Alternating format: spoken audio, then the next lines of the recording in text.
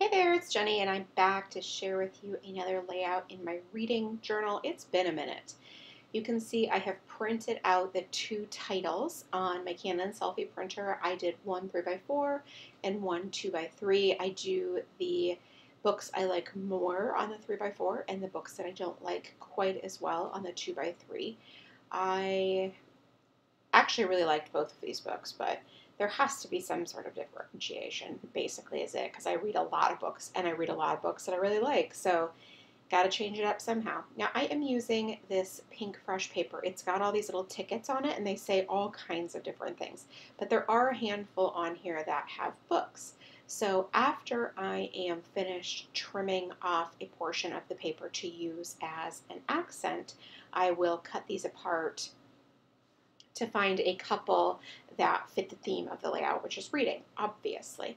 Now I'm going to adhere this down. It's about 3¼ inches tall, and I'm sharing with you some of the other items that I pulled out to work with, mostly other Pinkfresh items, but then also this book club stamp from Everyday Explorers. It's such a good one. I absolutely love it, and I can't wait to put it on this page. This will be the first layout that I have used with it. Now I am matting the photo just in the simple way that I always do. I just like that added pop that it gives, and then I'll adhere it down sort of in the center of the layout at the bottom. Now this is where I'm going to trim those tags apart. There's a couple of different ones that are that have to do with reading, and so, well, actually I'm only going to use one that has to do with reading, but never mind about that for now. So we'll cut those apart, and I will use my trimmer since these are very, very linear and very easy to just cut the lines off.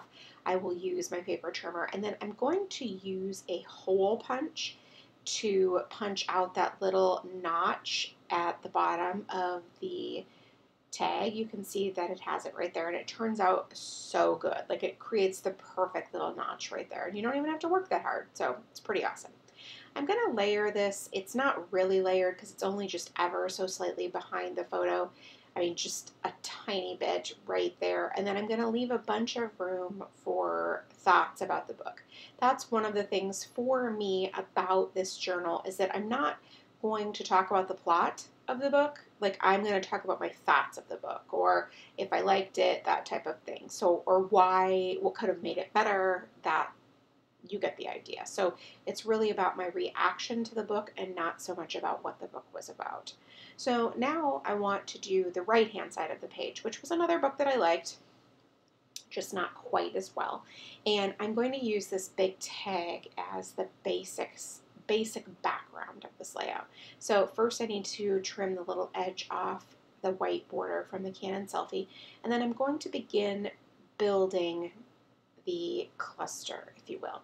Now, there's this tag on here that I really like. It's pretty neutral, and then it just says on it, quality time with my favorite people, which I thought was really kind of clever since it's a book, like about my favorite characters, my favorite people. I liked the tie-in right there.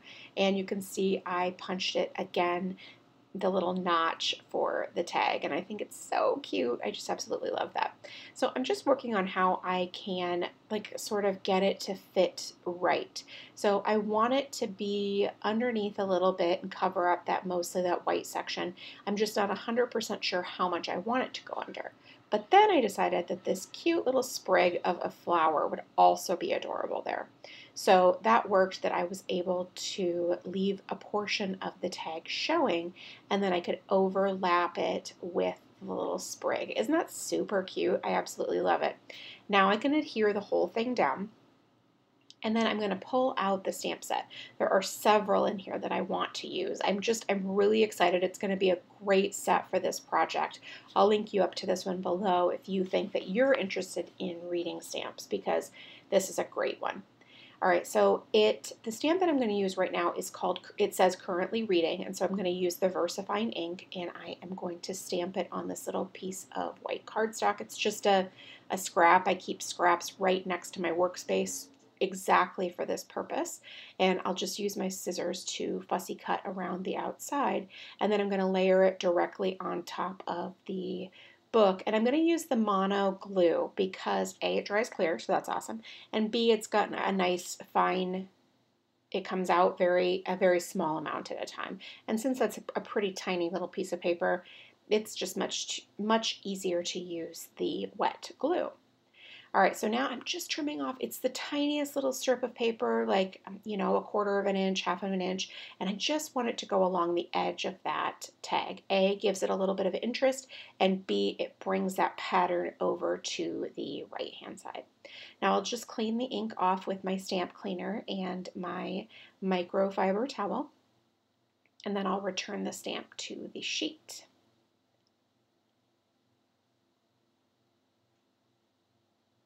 Because this is the first time using it, I'm having to familiarize myself a little bit more, but the book writing stamp, so good. And it leaves those big rectangles to fill in, so you could do it such a wide variety of ways. I love that because I could color it in solid if I wanted, a pattern, whatever. Now I've stamped the little book, and then I will use the book review stamp. This is how they're laid out on the sheet, and I just thought that they looked so cute like that. So I decided to follow exactly how it was laid out on the packaging. All right, so I love it, and I absolutely love those stamps on here. They've made such a huge difference, and seems small, but I think they look really cool. All right, so not done stamping. I know you were thinking, oh, she's probably done. Nope. I'm going to use this little banner, and I'm going to use a Stamp Market little ink cube, like a forest green color. And have I told you how much I love the Stamp Market inks? They are wonderful. They do such a great job, such a high quality ink, and I almost never have any issues with bleed through whatsoever, which can be, it can be a thing with dye inks, but I love these.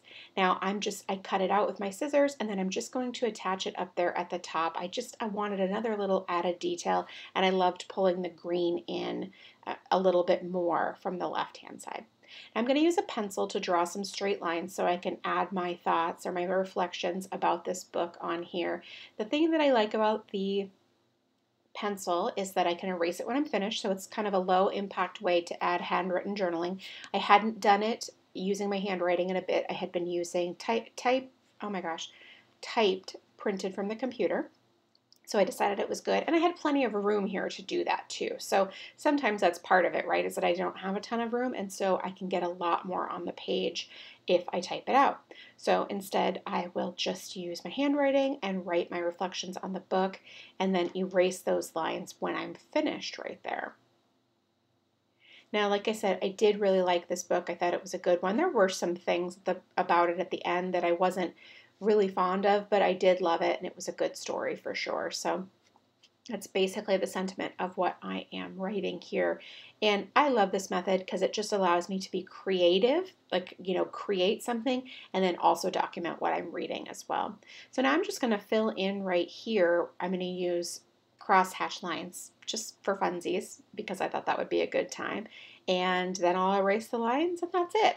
Thanks so much for stopping by and watching. I really do appreciate it. If you have any questions, please leave it in the comment box below, and I'll do my best to get back to you. Thanks so much, and make it a great day.